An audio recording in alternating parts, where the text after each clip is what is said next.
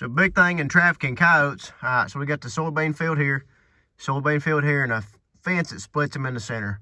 Them coyotes will be all over them soybeans looking for rabbit and stuff like that. Squirrels, I mean, they'll come, everything eats soybeans. You can find little burrows, I'll show you some in a second, down this fence line, and the one across on the other side.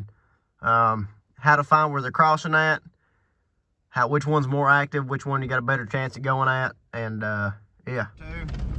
We got the big field on your right. This right here's a creek. They'll run this creek up and down. They'll be looking for critters going to the creek and rabbits. There's a bunch of rabbits up in this stuff. They'll be going back and forth to the beans. Coyotes run these up and down, and they try to get a hold of them. And it's an easy way to, you know, locate where they're trafficking at. All right, so here we are down this fence line. Got old battle wagon Bill right here. All the way down the fence line, right? No special nothing right here in the middle. Just by, you know, old tree. There's no watered out, nothing. No creek running through there, nothing. I was driving through here the other day and seen this. Oh, it's what you're looking for. That's coyote hair right there, right? It gets wedged in there and it don't come out. That's fresh. It wasn't there a couple weeks ago. That's my snare support right there in the ground, going up. Bend that wire on down, stick it in your ferrule, and it holds your snare up where you want it to be. That way you ain't got to rest it on bob wire with it having such a big space right here. Again, yin yang. That's as big as you need. Now what I like to do is, like some of this stuff right here, if this is watered out, now you don't want much. You just get, you know, a couple things like this right here and just kind of put it almost like a funnel. But you do not want to put too much because them coyotes, they're so damn weary. I don't know, they're smart. Wile E. Coyote, they don't get old by being dumb. And all this is, it's connected to the fence post. And whenever he goes in that thing, I'm telling you, you're going to drive by and see a dead dog. Them cam locks are good. But yeah, I'm about to show you how to set one. Let's get this thing done. All right, so right here's been my big money spot over the years. As you can see right here, there's no hair on it, but it's all wallered out.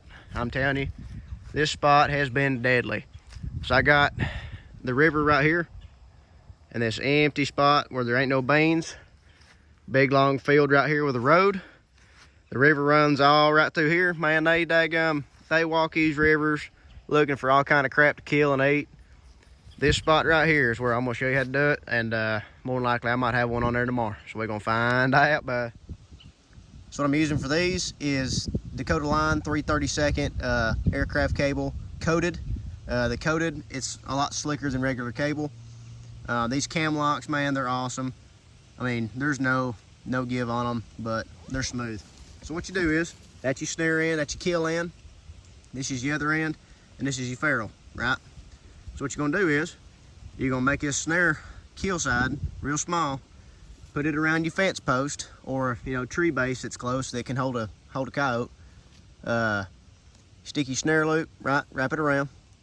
Stick your snare loop through there and bring your kill side back to where you want it. I'm gonna do it right quick. If you can, try to hide your cable as much as you're able to. With it being so close to bob wire, the coyotes, they're really not gonna pay too much attention to more wire. I mean, it's normal, they're used to seeing it. If you can though, try to keep your knees off the ground as much as you can. Coyotes, just like regular dogs, they're real good with scent. Their noses are really good. And yeah. All right, so that should have us where we need to be. We got her all cinched down.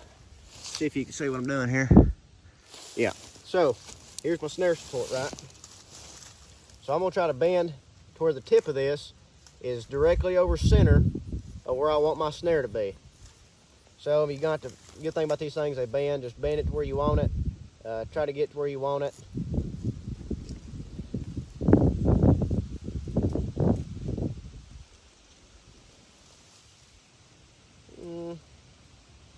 That should be about right. We'll adjust it then. Now, get your ferrule. I'm gonna move you closer just a little bit. There we go. That should work pretty good. Yeah. All right. Get your ferrule. All it is a little plastic loop. Stick your, well, go ahead and get your size out. Remember, yin yang, no bigger. Perfect circle, yin yang. I'll go just a little bit bigger. That's all you need right there. So, put that on your snare support. Stick you right on in there, about halfway. You can go all the way down if you want to. It's going to get pulled off anyway. Now with this, you want your snare to be completely in line with your barbed wire. You don't want it canted at no angle. You don't want it none of that crap. So you might have to bend your support all around and get it twisted the right way you need it to. I'm gonna put this support on the other side, because it's probably gonna give me some problems. I've caught a couple dogs in it so far.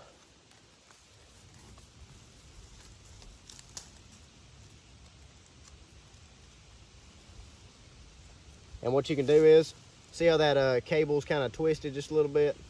Well, go ahead and twist your cable on your snare support around, and it'll kind of change the angle that your snare's on. Right there is right about money. I'm gonna go ahead and make sure it's in line with the fence.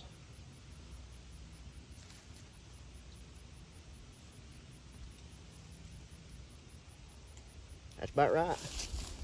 Oh, that'll do. I'm gonna go ahead and take you out so you can see what we got. I'm not a videographer, so I'm hitting buttons I don't need to.